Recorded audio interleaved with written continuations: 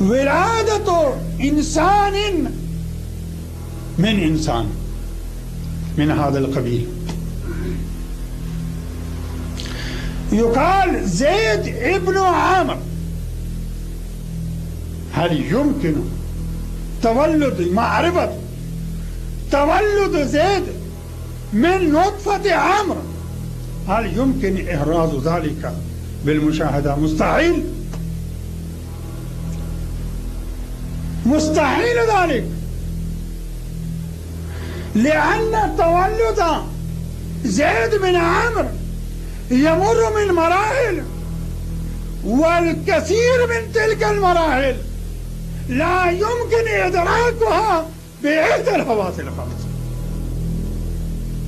كونه من نطفة زيد، أو الذي يمكن إثباته بالمشاهدة أن زيد واقع زوجته فقط، لأن واقع عمرو محسوس. وأنه كذب في رحم زوجته، إذن أفرض يمكن إحرازه في بعض الأحيان بالحواس.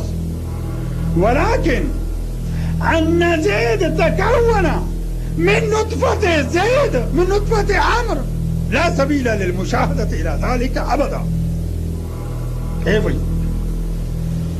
يمكن ذلك؟ أفرض زيد كان يوقع، من أين ثبت عن عمرو تولد من نطفة زيد؟ كيف يمكن معرفته؟ لا يمكن ذلك أبدا. بل بعض الفقهاء من العامة والخاصة يقالوا عدد دقة نسبة المتولد على الفراش إلى صاحب الفراش اللي هو بظاهر الإسلام، بظاهر الإسلام، بظاهر الإسلام، لأنه لا سبيل له. إذ يمكن أن يكون نطفة شخص عاقر وقعت قطرة منها في مكان، وامرأة خالد هذا جلست في ذاك المكان، والرحم يجذب المني من القلب، ربما تكون هذا من غير نطفة زوج هذه المرأة. إذ يمكن أن يكون نطفة شخص عاقر وقعت قطرة منها في مكان، وامرأة خالد هذا جلست في ذاك المكان، والرحم يجذب المني من القلب، ربما تكون هذا من غير نطفة زوج هذه المرأة.